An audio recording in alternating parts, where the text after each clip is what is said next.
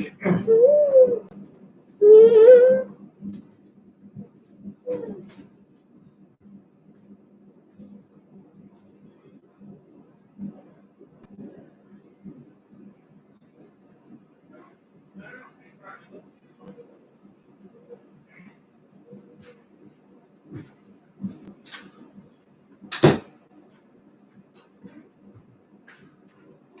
Okay.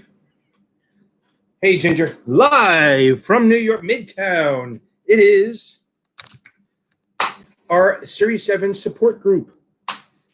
I'm going to call it from now on. I'm not going to call it a Q&A. I'm going to call it a support group because we're all here trying to help each other out. Mr. Sakaranamo, Mark, how are you? Happy to be here, coming from Midtown, Corona Central. Okay. Carolyn, how are you? Okay, some people jumping on. I had just finished up with a student, and I have another one, I think, after this. I don't know if he ever comes on here, but whatever. Okay, so Sharona, Tia, how are we doing? Everyone's doing well, I hope. Oh, somebody texted me some questions. I think texted me. So if you guys have questions, hit me with them while I put on my old man glasses that have been smooched by my grandson. He decided to eat them, which is funny, but okay. Who you might have seen a little bit of if you jumped on right from the beginning. Let's see if I can find. I don't know what she emailed me. Okay. Shh. Let's see if she asked me any questions. Alex, how are you? Mark, how are you? Alex, now I know what you look like. Okay, so okay. Okay, fair enough. Good question, Carolyn. While I look for, I think she emailed them to me. So, Class A, B, and C. Gabby, Shauna, how are you? So now, I think you were emailing me before. That's great. I hope they helped you out. Now, Gabby, now, okay. I will work on that. Okay. Kenneth, how are you? I love that name. That's a good name. I'm going to block the comments for a couple seconds so I cannot be distracted. So, mutual funds, they have three classes, Class A, B, and C. It's three ways into the same fund. Remember that. It's three ways to get into the same mutual fund. It's like a cover charge. It's like if I want to go in door A, B, or C. So door A, okay, Greg, how are you? I think I saw somebody. Okay. Okay. LV, how are you? Congratulations again, LV. Hey, LV, put your questions in here because I can't find them, all right? Put them in the chat. So again, class 3 levels of Class A. And first of all, remember, in mutual funds, there's no trading. You're not allowed to trade. You're not allowed to trade mutual funds, but it's a short. So we have A, B, and C. A is long-term because you pay a sales charge up front, but not a lot of 12B1 fees. So what happens is over time, you get to kind of, the fact that you're paying lower fees, that big lump sum up front will be recouped over the years. So if you pay like an 8% sales charge up front, and then if you put a lot of money in, if you put more money in, maybe you get a break point, which we should know about. What happens is that you put the money in and you really don't pay a lot of fees going on. So over the long haul, you will only pay that sales charge up front and then not really a lot of 12B1 fees. Class B, you pay on the way out. You pay a little bit more of a 12B1 fee. And I know that in real world, we don't do that, but we know how the test works. Class B is from midterm. So long-term is Class A because we pay up front and then we need all those years to recoup it. B is from midterm 5 to 10 years because you pay a sales charge as you leave, but every year you stay, it's a little bit less, okay? So then the next part of that is that your 12B1 fee is going to be lower. Class C is a level load, like you pay 1% and then you pay 1% every year in a 12B1 fee. So for short term, that's better because if you stay in a Class C for very long, you're paying 1% a year for 15, 20 years. That becomes a lot of money. So Class A is long-term, a lot of money because you get break points. Class B and C do not get break points. Class B, you pay on the way out. Class C, you don't pay a sales charge really, but then you pay one every year in the form of a 12B1 fee. So it's very much for short term. But again, remember, mutual funds are not for short term. So one of the questions I got was, I'm not going to say what it was, but it was more along the lines of, what should you tell someone who wants a short-term time horizon not to do mutual funds? Mutual funds are not short-term. And in reality, most of my ex-students who are traders and FAs, they have to go, they actually have to get permission before they can do Class C. Okay. So on this test, do not go with the whole they get converted. Okay. Cynthia, how we go? Okay. Awesome, I'm happy. Okay, so I hope that helped a little, Carolyn. Just remember, C is for short term, okay? C is short term always. A is long term, a lot of money. B is medium term, C is short term. And the only difference is really the sales charges. Okay. There's not a real way to remember that. So Tia asked, is there an easy way to memorize the taxation of munis, corporates, cash, dividends, stuff like that? This is what I tell everyone. Everything is ordinary income, except for three things. Three things are not ordinary income. We have capital gains, okay? So three things are capital gains, are not ordinary income. Buy and sell over 1 year. If you hold it for more than a year, then it's a long-term capital gain. If it's under 1 year, it's a year or less, it's a short-term capital gain, and you're going to tax like it's ordinary income. If it's a option expiration, that's a capital gain. It's always going to be short-term because options are not that long. And holy crap. Oh, mutual fund distributions. Jesus Christ. Mutual fund capital gain distributions are capital gains. But now, Tia, munis, so think of the entities, they don't tax each other, right? Corporates, you're always paying tax. All the interest is taxable. Everything you get, capital gains is taxable, interest is taxable. If you buy a muni, it's taxable on the state level, but not the federal. And it might not even be on the state if you buy it in your own state. So remember, they don't tax each other. The Fed doesn't tax the states don't tax the Fed. So treasuries pay federal, not state. Munis pay state, not federal, and they might not even have to pay state. Okay, dividends, real quick. Dividends are ordinary income. You pay in the year you get them, even if you reinvest, it doesn't matter. The only exception is if you hold the stock for more than 60 days before the record date and 60 days after, it's considered qualified. You still pay tax on it, but it's taxed at the capital gains rate, the long-term capital gains rate. T, I hope that helped a little bit. Okay. So one question, Angel, that's great, but C is not considered a no load. A no load is a no sales charge, but they can charge up to 12.25 12B1 fee or even 25 basis points. So a no load can only be called a no load if it has no sales charge and the 12B1 fee is 0.25% or less. Okay. If a Class C can have a full sales charge, 12B1 fee. Okay. Sharona, how are you? Okay.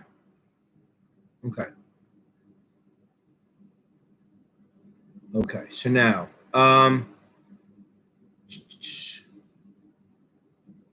oh, that's what you wanted to ask, right? Okay. So I couldn't find your text. I apologize for that. So banker's acceptance.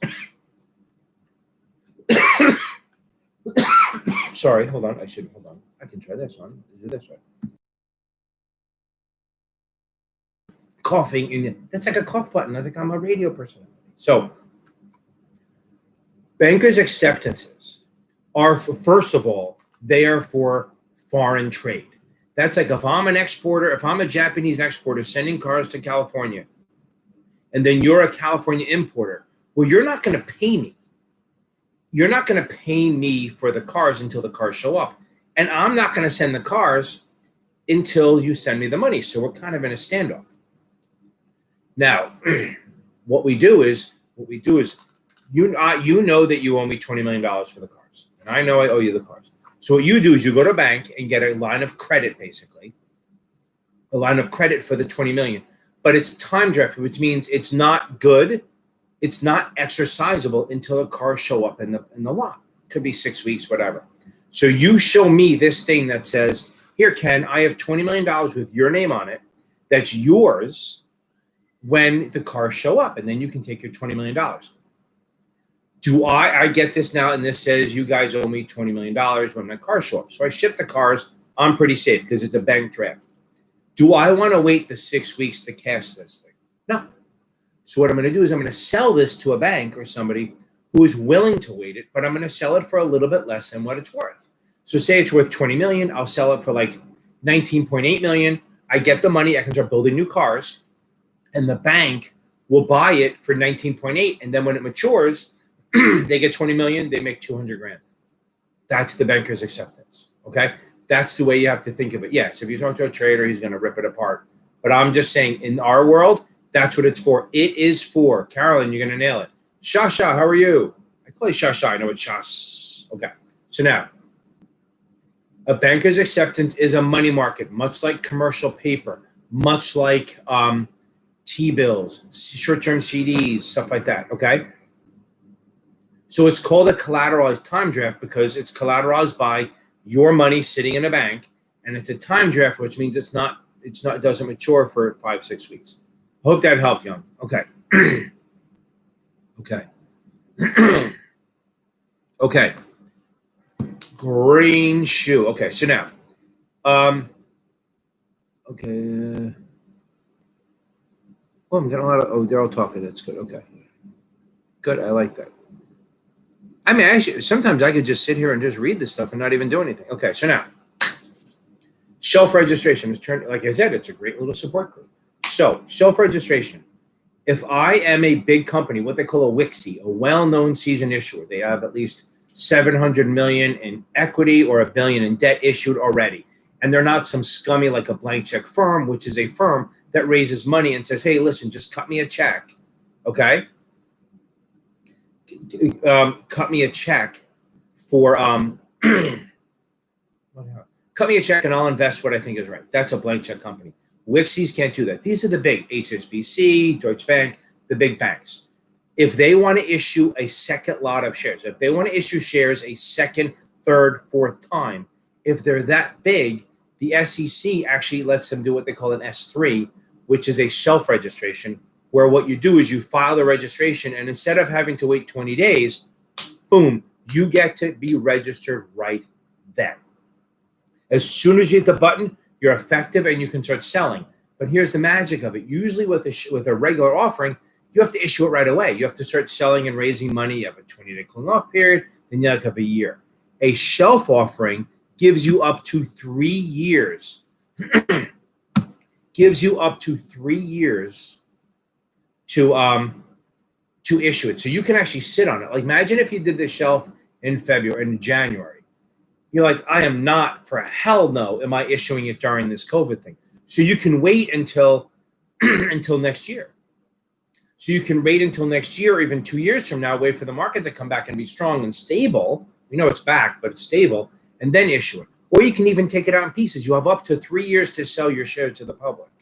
So what happens is you can piece it out. You can do it all in 2-3 years. That's what a shelf is. So it's basically like getting a registration, and then you put it on the shelf till you need it. That's why they call it. Now, the other thing you asked was a green shoe. A green shoe is if I go to issue 1 million shares, and you're my underwriters, you can sell. The green shoe clause allows you to sell up to another 20% more than I offered. It limits you to that because as an underwriter and as an issuer, if I say I want to sell 1 million and you think that you can get me for, you can sell another 2 million, we'll both say yes. But that would dilute, okay? That would dilute the current shareholders who bought stock thinking there's going to be 1 million shares, and then they find that there's 2 million. So the green shoe allows you to sell an extra up to 20% more shares in an offering, in an IPO. Okay. So Young asked about option warrant. I think Angel answered it pretty well, but I'm going to back it up. Options trade separately. You don't get them. You buy them and sell them. There's calls and there's puts. Okay. They last about 9 months, and you can either you buy them for protection or speculation, or you can write them for income, and you can use them to hedge. Like if you're long stock, you buy a put or sell a call. That's one thing. Warrants, say I want to buy a bond. Say I'm going to issue a bond. I'll do it. That's right. Cat's tutoring is going to issue a bond. Nobody knows who the hell I am. I'm crappy. I have no credit rating. So my ink coupon will have to be very high to get you guys to buy it. That's risk reward. But I can make it better by saying, oh, listen, for every bond you buy, I'll give you a warrant that you can buy the stock for the next 15 years, 10, 15, 7 years, whatever it is. So I'm giving you you buy my bond and you get a piece of paper that says, you guys can buy my stock at a price.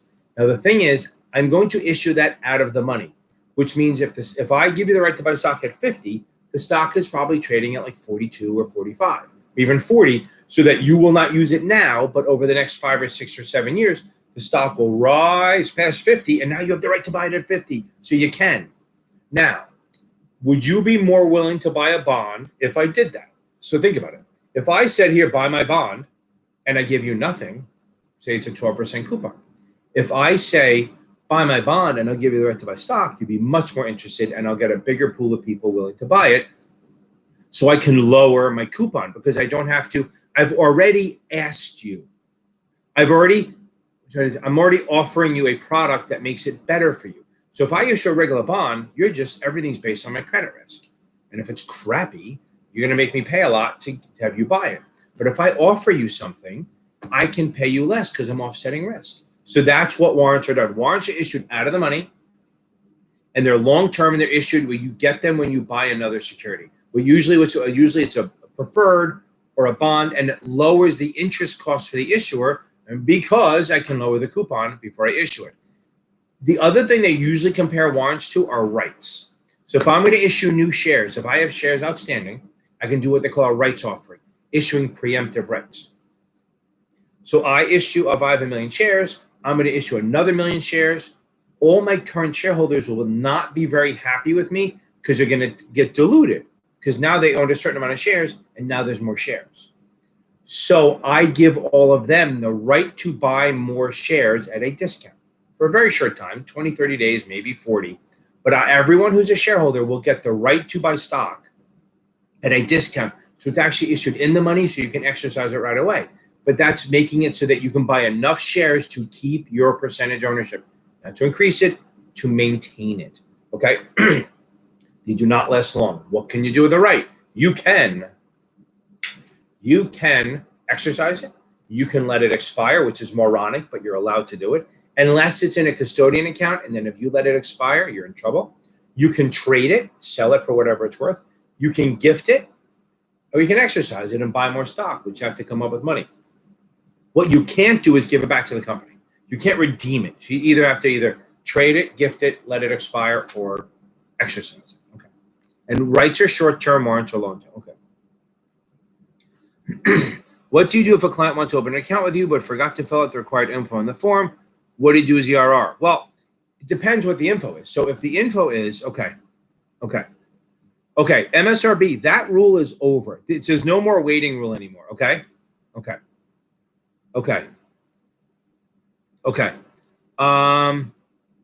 So we'll talk about what chapters read, because really you need to, for the top off, you need to read the whole damn book. There's no real specific, but you got to know the suitability. So when and I'll get back to you in a second, Greg. Oh, forget it. Greg, there's no 90-day rule. Some of the books still say there is one. There is no 90-day apprenticeship anymore. They used to say that. Now it's gone. They tried it for like 10 years. Suck around them. I'm going to get to you in 1 second. Now, when you're reading the book, you need to focus on when you look at the the test. Every time you read about a product, I want you to do 3 things. 1, decide and research in the book why you should buy it. This is for the 7. Why you should not buy it, and who should buy it. So 4th, and who shouldn't buy it. That should go through your head every single time. Okay? Now, again, if you are getting a product, if you have if you're investing in looking at a product, why you should buy it, why you shouldn't, who should, who shouldn't, every time. And if you don't get it, it's fine. Just try to get a general gist of what kind of person. That will help you in the suitability. Okay, back to this. So what do you do if a client wants to open an account with you but forgot to fill out the required info on the form? Well, you have to verify all the stuff. So I would say, as a registered rep, you need to get that shit filled out. But in reality, what do they need from you? What do you need to open an account? You need name, address, and are they 18? That's kind of, you can open an account with that. Now, within 30 days, you have to verify all the other information. And you technically, according to FINRA, don't need a social security number. So it's to make every effort to get it, but Patriot Act requires it. So you really do need it. But really, to open an account, you need name, address, and are they 18? Make sure they're an adult. Okay? If they don't fill out the form, if they don't fill out the suitability form, you can only basically do unsolicited transactions. If they fill out part of it, then you can only make recommendations based on what they did tell you. Okay? So if they don't fill out the suitability, refuse to disclose information, you can pretty much only do unsolicited. You can't even make recommendations and say, hey, buy Tesla, it's going up. You cannot do that. Even if you're right, you're wrong. Hope that helps, Mr. Sankar. Okay. Don't have to wait. Okay, guy is 10 years to retirement. Should he be a corporation or partnership? Lower taxes, liquidation. Okay. So 10 years to retirement. Okay. A guy is 10, there must be more to it. Okay. Guy is 10 years to retirement. Should he create a corporation or a partnership? Is that what you're saying, Mark? Should he create a corporation or partnership? Let's try to figure that out. So this is for the 66. So anyone who's taking the SIE or the top off and not taking the 66, or even the 63, go get a coffee. Just go get a coffee. Go watch part of the convention. I'm kidding. Don't bring that up. Okay. So now, sole prop. I'm going to do a video on this. I definitely am. But sole prop is the easiest, cheapest to set up. Costs you nothing. You just go, hey, I'm a sole prop, but you have no protections and there's no continuity of life. You can do an LLC. And Mark, I'm hoping this is going to help because I don't know the full question. Okay. If I do an LLC, that is easy to set up, still not as free as a sole prop, but easy and cheap to set up. I made one out of my company. Like it cost me like $400. Took me 3 days to get it done, and they sent me everything. Stamp, capital advantage tutoring LLC. Used to be a sole prop. Now I have an LLC. So if something happens, if somebody falls in the office, they'll sue the company and not me. Now, you can have a single member LLC or multiple members. You can tons of LLC members. And remember, the LLC, everyone can be involved. Unlike a limited partnership, everyone can be involved in running the company. You can have different levels of members, but in theory, all the members can be involved. It's also a pass-through, which means all the income they make passes right through to the LLC. Meaning, say my LLC, me and one other person, I make 10 grand, the firm makes 10 grand. I get 5, she gets 5. Passes right through. And the other part is, if there's expenses that I have, they get passed through also. So you get to reduce your taxes based on the write-offs. That's an LLC. So anything that is a pass-through passes through gains and losses. Now, by the way, I don't know that being a corporation is a good way to do this, okay? Because corporation is super fucking expensive and super long. Even a partnership's not so cheap. So that's an LLC. So we have a sole prop and an LLC. The next one is a limited partnership. A limited partnership, if you remember from the 7, is there's a limited partner and a general partner. So we have an LP and we have a GP. The LP just drops the cash, doesn't do anything, is very passive, can't be involved, but he can compete. He can invest in multiple limited partnerships. The GP cannot. The GP is running it. They have to put some money in. Usually it's like 1% minimum, but they're involved. They're the ones who run it. So the GP, the LP puts the money in, so does the GP a little bit, but the GP runs it, the LP doesn't. The LP can only lose what they put in. The GP, they have unlimited risk. They can go after them personally. They don't have the legal protection. So it's kind of tough. So you can lose more than you put in. Okay. Again, it's a pass-through, but you have to have at least 2, one limited, one GP. No way. Now we have an S corp. An S corp. The big thing is it's like a partnership or an LLC, but it has a max of 100 investors. They cannot have more than 100 investors, and it's just like a pass-through. Here's the thing on this. Everyone who invests in it must be a U.S. citizen and an actual individual. If they do that, they can make it a pass-through, and all the money passes through, and the actual corporation doesn't pay taxes. If any of the investors are either a corporation or a foreign resident resident, not paying taxes here, it has to be done as a C corp, which now we'll talk about a C corp. So an S corp that can choose between be taxed as a partnership or taxed as a corporation. So let's talk about a corporation. A C corp is expensive, time consuming, but it's the best way to raise a lot of money. Meaning it's pretty much every company you've ever heard of is a C corporation. Every company is a C corporation that you've heard of. Yes, obviously there's a couple, but every public company is a C corp because you have an unlimited number of shareholders. The problem is it's the best way to raise a lot of money, best way to go public. It's kind of the only way, really. But the problem is it's double taxed. That's what happens with the S corp being taxed as a corporation if they have non-US members or a corporation. The corporation makes $1 million, they pay tax on it, and then they pay a dividend, only a dividend, not the losses. They just pass through the gains, and then you pay tax. That's a double tax. C corps have, so everyone who's taken the SA and the 7 can start walking back in. C corps, they pay taxes when they get the money, and then when they pay a dividend, you pay taxes on that, so it's double taxed. Now, this is where the 7 and other stuff comes in. Mutual funds and REITs are corporations, but as long as they pass through 90% of their income, then the money goes to them, and only you pay taxes on it, so you get money clean. Okay, you hear my grandson crying? Okay, I may have to cut this at 30 minutes. Okay, so hold on. Okay. What did Rachel ask? I want to make sure that she's...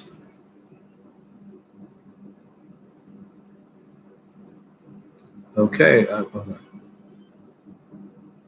Okay. Rachel, I'll hit that in a second. Okay.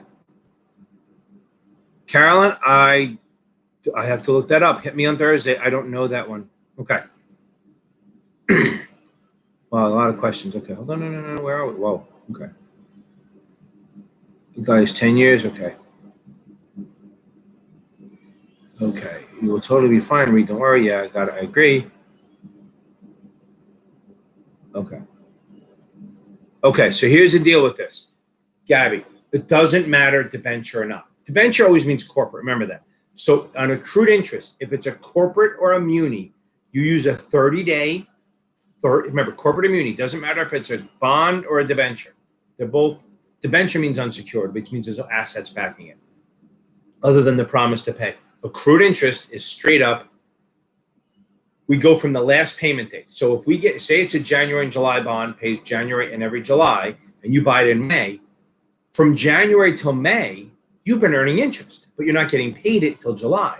So if you sell the bond in May, they have to pay you the entire accrued interest from January till the day before it settles. So if you buy the bond on Monday, May 10th, it settles on the 12th, you have to pay to the 11th, so you count up.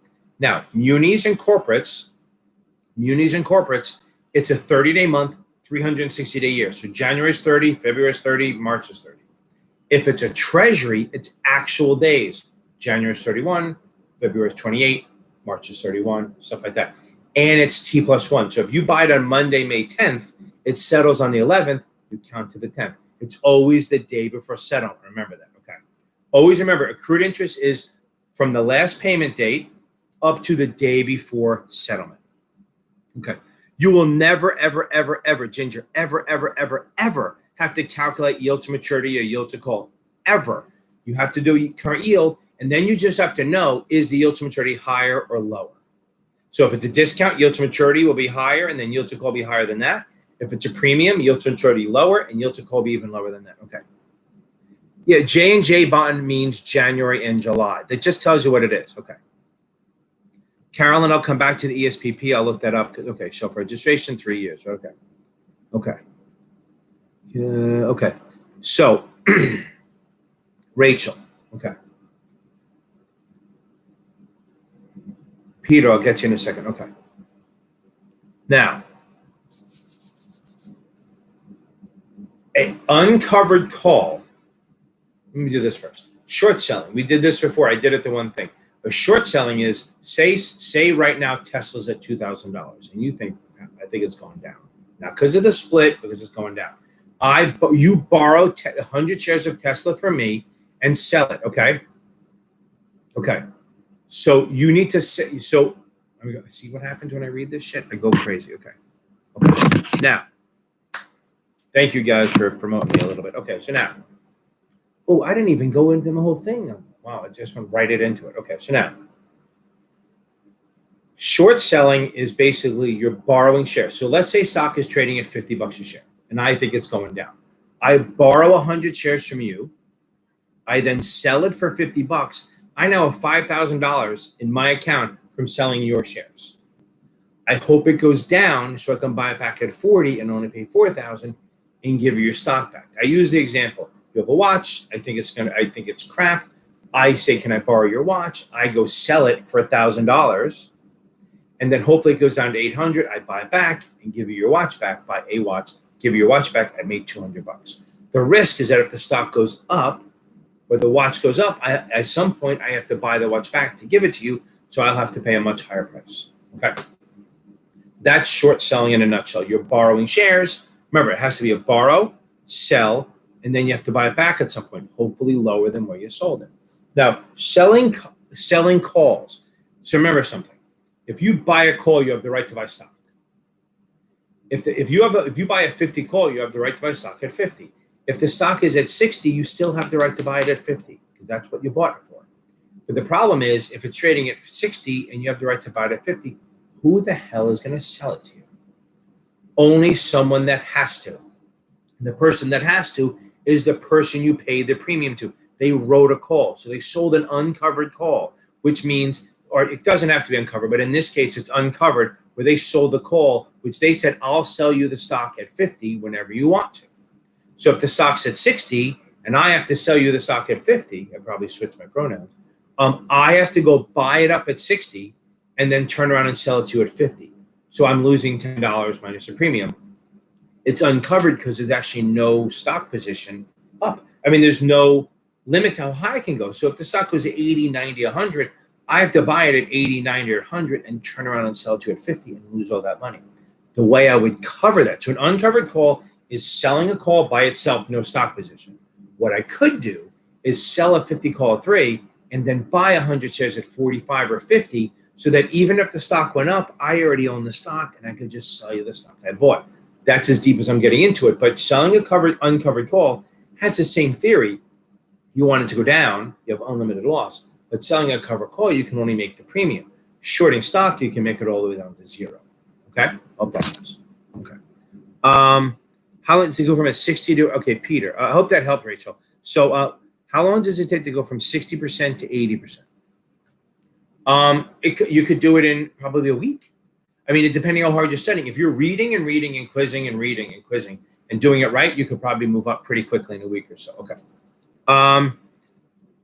Usually they don't compare warrants to options. They usually compare warrants to rights. So warrants are long-term, issued out of the money, and they're done as a sweetener to buy another product. A right is what you get if you're a current shareholder. It's issued in the money, which means you can exercise it right away, and it's very short-term. Okay. Awesome. So now also warrants and rights and options are derivatives of common stock. So they move with the common stock. Just like technically a convertible bond is very volatile. Remember that? It's very volatile because it moves with the stock. Okay. Okay. Okay. Okay. I hope that helped, Rachel. Okay. J&J bond means January and July. Remember that. Okay. So now, okay. Everything settles. Yeah, that's right. Greg has a big one. Short selling is bearish borrowing. I remember him saying that. Okay. Okay. Okay. Yeah, so J&J is January and July. Okay.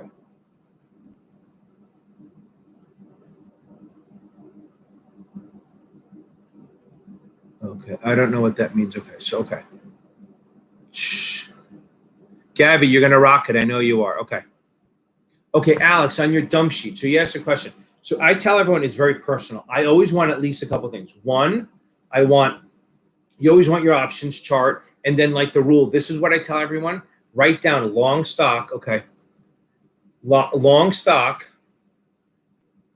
If you're long stock, you buy a put for protection, sell a call for income. Put that on your sheet. If you're short stock, you buy a call for protection, sell a put for income. Put that on your dump sheet. Also, put the bond triangle, the seesaw, whatever you want to do.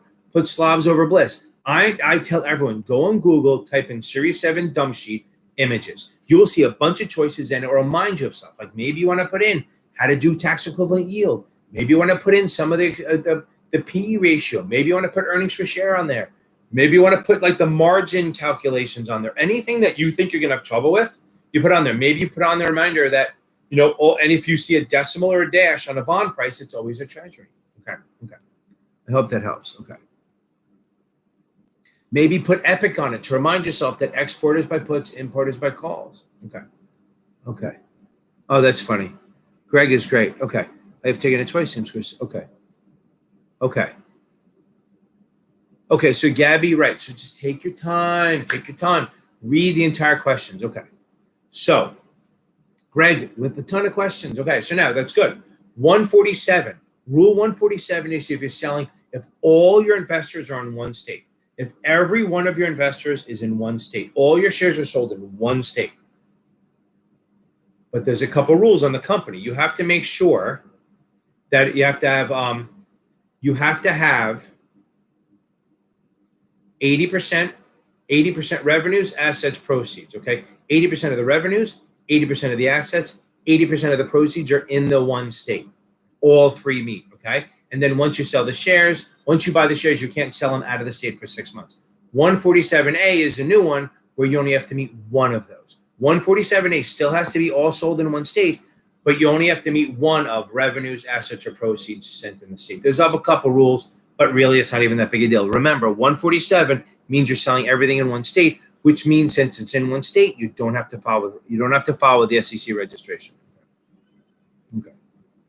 Okay, I think we're getting to the end. Okay.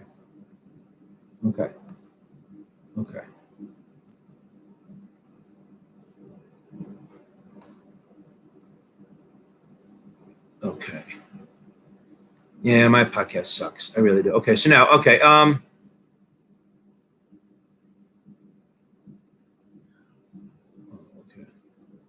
on.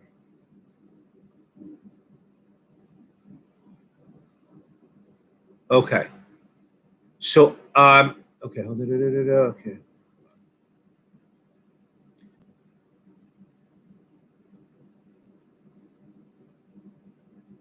Right. So I tell everyone, take your time, read the question, read all four. Gabby, this is for you.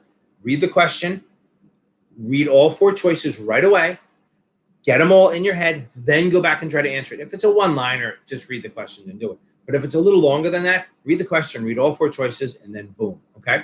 There you go. And then look at it. Okay.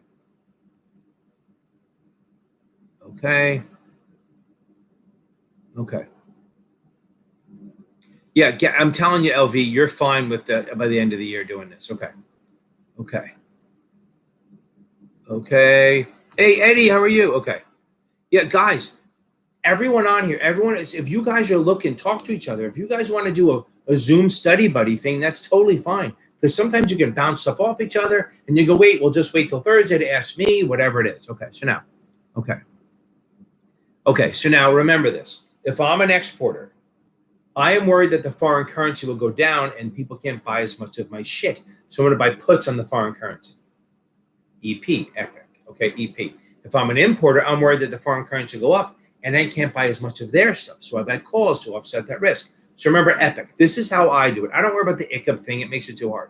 Epic. Exporters by puts, importers by calls. We got that. So if you see they talk, God forbid, they talk about a foreign person. Okay? God forbid they talk about a foreign exporter importer. Just go, okay, what would the U.S. exporter do? And then do the opposite. So if I'm an exporter and if I'm a U.S. exporter, I buy puts. Well, then a foreign exporter buys calls because it's exactly the opposite, but always on the foreign currency. You do not, okay? You do not. What the hell was I going to say? You do not buy on the U.S. dollar. It's always on the foreign currency. Okay. Good, Angel. That's good because you see questions that you know. Okay. Do you mean define contribution and define benefit? Okay.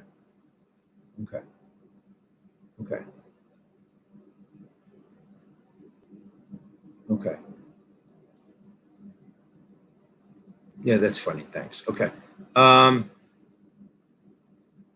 Okay.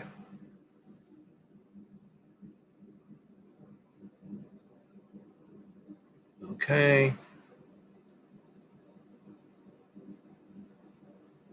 So if you see so one of the questions somebody saw, not that I'm going to tell you what it is, but they go, which one is not considered advertising? And it went through preliminary official statement, summary official statement, all the other stuff. A summary official statement is not issued by the municipality, so it is considered advertising. It's going to be a preliminary would be. Okay. 1 second.